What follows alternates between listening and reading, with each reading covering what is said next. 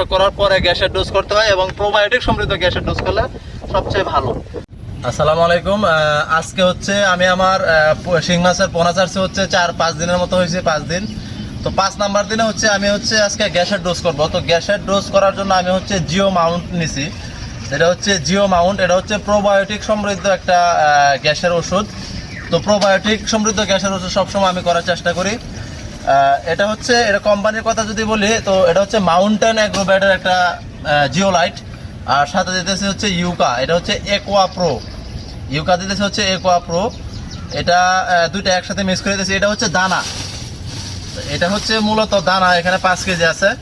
তো এই যে দানাটা, এই দানাটা হচ্ছে প্রোবায়োটিক সমৃদ্ধ। তো এই দানার সাথে মূলত আমরা হচ্ছে এই ইউকাটা দিব মিক্স করে। এই গ্যাসের ডোজ করলে আসলে আমরা গ্যাসের ডোজ কেন করি বা গ্যাসের ডোজ করার উপকারিতা কি?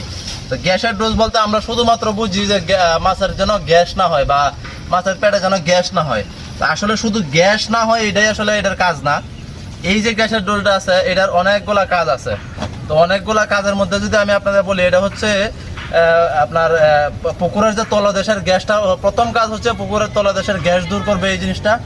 তারপর দ্বিতীয় কাজ হচ্ছে মাটি এবং পানির যে পিএইচ আছে, আমরা পিএইচ বলি, ওই পিএইচ মানটা হচ্ছে সুন্দর রাখবে। আপনার পিএইচ মানটা, দুইটার পিএইচ মানটা বজায় রাখবে। এরপর হচ্ছে আপনার পুকুরের প্লাঙ্কটনগুলো সুন্দরভাবে ত্বরান্বিত করবে বা বৃদ্ধি করবে। আর হচ্ছে আপনার মাছের ত্বকের কালারও হচ্ছে এটা সুন্দর হয়। হ্যাঁ, পানির যে আপনার এটা যে আপনার পুকুরের পানি যদি গুইলা হয়ে যায় বা নষ্ট হয়ে যায় বা মাটি কালার হয়ে যায়, তো এই জিও মাউন্ট দেওয়ার ফলে বা গ্যাসের ডোজ করার ফলে ওই মাছের পানির গুলাত্ব বা পানির যে নষ্ট হয়ে গেছে ওই কালার নষ্ট হওয়াটাও আপনার এটার মাধ্যমে দূর হয়ে যায়। তাছাড়া হচ্ছে মাছের ত্বকে ময়লা আবর্জনা থাকলে এগুলোও কিন্তু দূর করে, বা গ্যাসের ডোজ করার মাধ্যমে কিন্তু মাছের ত্বকটাও অনেক সুন্দর হয়, উজ্জ্বল হয়। তো এই হচ্ছে এটার কাজ।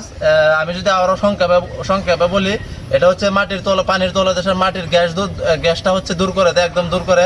তারপরে হচ্ছে আপনার পানি এবং মাটির যে পিএইচ মান আছে, পিএইচ মানটা হচ্ছে সুন্দরভাবে অক্ষুণ্ণ রাখে বা বজায় রাখে। তারপরে মাছের শরীরের ময়লা দূর করে দেয়, ময়লা আবর্জনা দূর করে দেয়। তাছাড়া হচ্ছে আপনার প্লাঙ্কটন যে হয়, পুকুরের প্লাঙ্কটনগুলো সুন্দরভাবে ত্বরান্বিত করে। প্লাঙ্কটন কিন্তু মাছের খাদ্য। তো পানির গোলাত্ব আছে, পানি যে গুইলা হয়ে যায় ওই পানির গোলাত্বটা হচ্ছে দূর করে। তো এই হচ্ছে মূলত কাজ আপনার এই গ্যাসের ডোজের। এটা হচ্ছে জিও মাউন্টেন অ্যাগ্রোভেটের। তাছাড়া এটা হচ্ছে একটা প্রোবায়োটিক সমৃদ্ধ। তো বাজারে কিন্তু অনেক ধরনের আপনার জিওলাইট পাওয়া যায়। এটা হচ্ছে কিছু আছে প্রোবায়োটিক সমৃদ্ধ, কিছু আছে প্রোবায়োটিক ছাড়া। তো আমি সবসময় প্রোবায়োটিক সমৃদ্ধ করার চেষ্টা করি, কারণ পুকুরে প্রোবায়োটিক করতেই হয়, আলাদাভাবে হইলেও আপনাকে করতে হয়। তো এরপরে আলাদাভাবেও করি না। তো প্রোবায়োটিক হচ্ছে দুর্দান্ত কাজ করে মাছের জন্য, পুকুরের জন্য। প্রোবায়োটিক প্রাকৃতিক খাবার তৈরি করে। তাছাড়া আরও আপনার পানির দুর্গন্ধ দূর করে, পানি ময়লা হলে ওই ময়লা হওয়াটা দূর করে। তো আমি হচ্ছে 100 মিলি ইউকা, 100 মিলি ওইটা পুরোটা দিয়ে দিচ্ছি 5 কেজি আপনার জিওলাইটের সাথে। 100 মিলি ইউকা পুরোটা দিয়ে 5 কেজি জিওলাইটের সাথে এটা মিক্স করবো ভালো করে জিওলাইটগুলোর সাথে।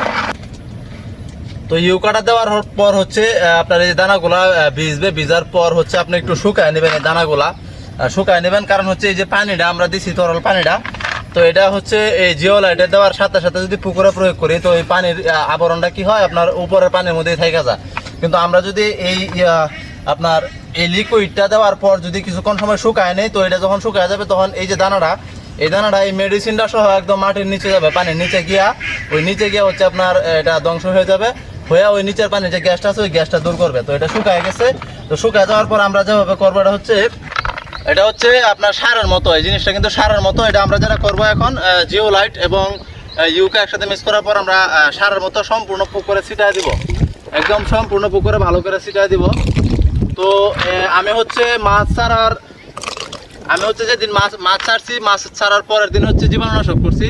তো নর্মালি সাধারণত জীবাণুনাশক করার পর আপনার পুকুরের হচ্ছে প্লাঙ্কটন নষ্ট হয়ে যায়, প্লাস হচ্ছে পুকুরের প্রাকৃতিক খাবারগুলো নর্মালি নষ্ট হয়ে যায়, কারণ জীবাণুনাশক হচ্ছে এগুলা ধ্বংস করে দেয়।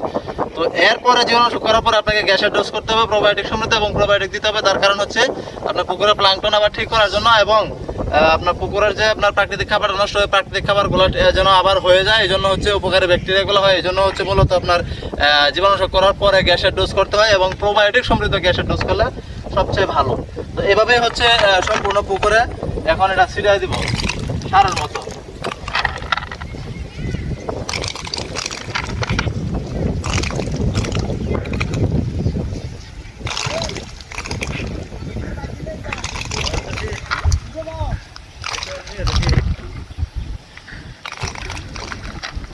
জি